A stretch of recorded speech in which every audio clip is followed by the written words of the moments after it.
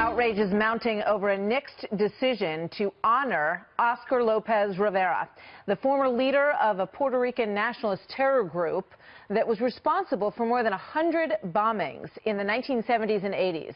And while organizers say that the former prisoner is now just a participant in this weekend's Puerto Rican Day Parade, others believe that the damage is already done and will likely be worse. Trace Gallagher joins me now with more on this from our West Coast newsroom. Hi, Trace.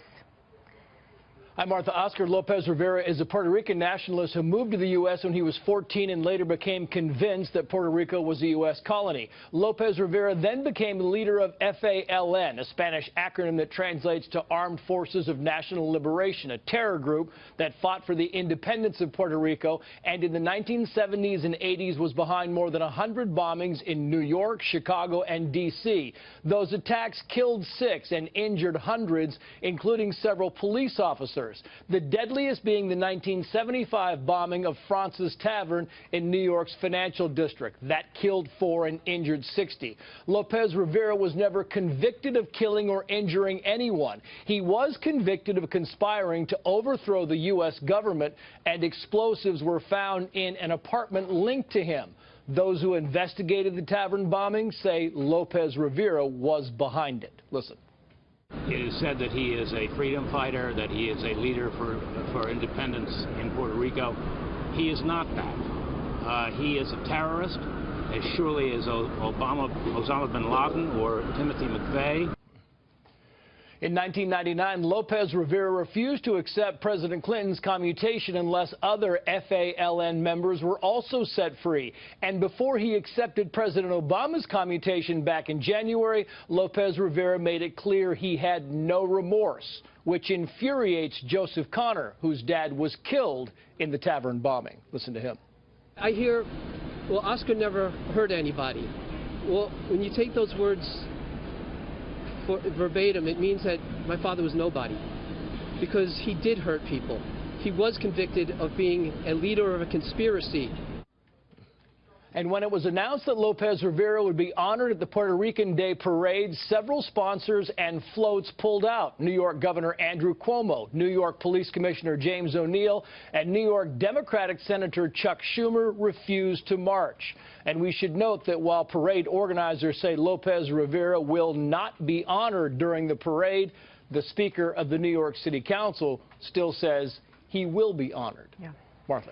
All right, Trace, thank you so much. Joining me now are 2 of the men whose lives were deeply and tragically affected by Oscar Lopez Rivera. Richard Pastorella, former NYPD bomb squad detective, injured in one of those blasts, and Joseph Connor, who you just saw in the piece, who lost his father to an FALN terror attack in New York City's France's Tavern. Gentlemen, welcome. It's good to have both of you here. Joe, you and I have spoken before. Mr. Pastorella, thank you for being here tonight. You know, in just a very brief version, you went over to dismantle a bomb after helping some of your fellow officers who had been hit by a bomb, and you lost quite a lot, didn't you, sir? I did.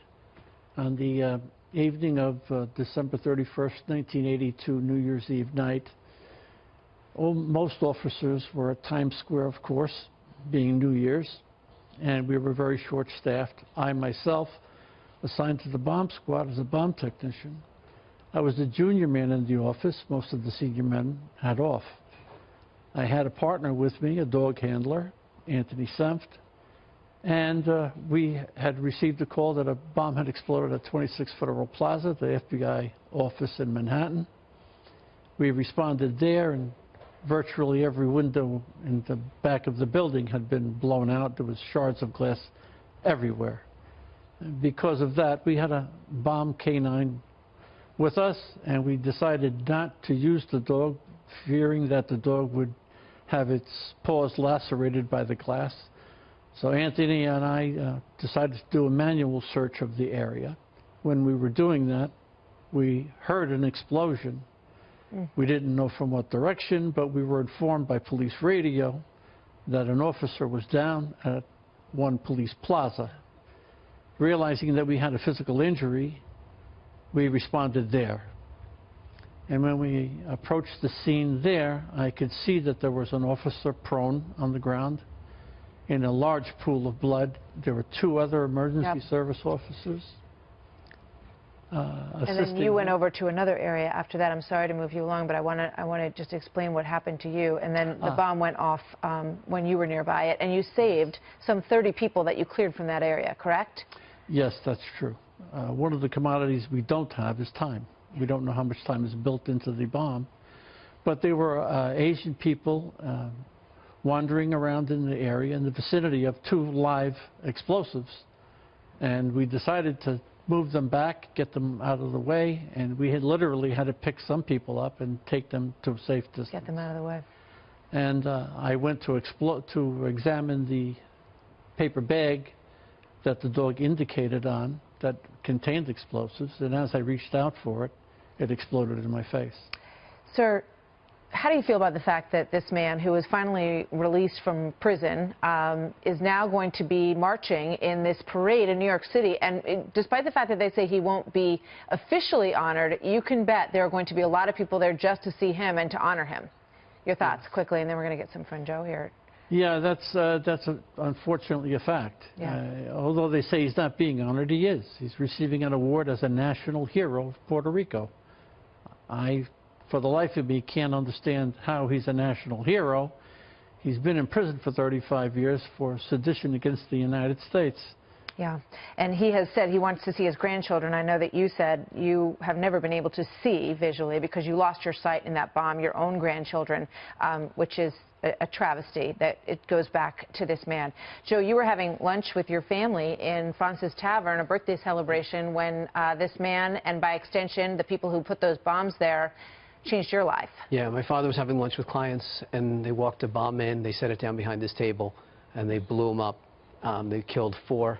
He was 33 years old? He was 33 years old. We were going to be celebrating my 9th birthday and my brother's 11th that night, and he never got to see his grandchildren either. And I empathize with kids who can't see their grandparents or their parents, but my father didn't cause it. Lopez and his group caused it. Yeah, I mean, people forget what it was like in those days in New York City. Bombs going off all the time. Now we think about ISIS, we look at the terror that they wreak, but that was happening in this country, and it was happening largely because of the FALN and because of Lopez, and now he's going to be honored this weekend. Look, final thought, Joe. Look, Lopez is being honored as a hero, but aside from being a terrorist, what did Oscar Lopez ever do to push the independence for Puerto Rico? Only 5% of Puerto Ricans have ever wanted independence. 70% will vote to become a state.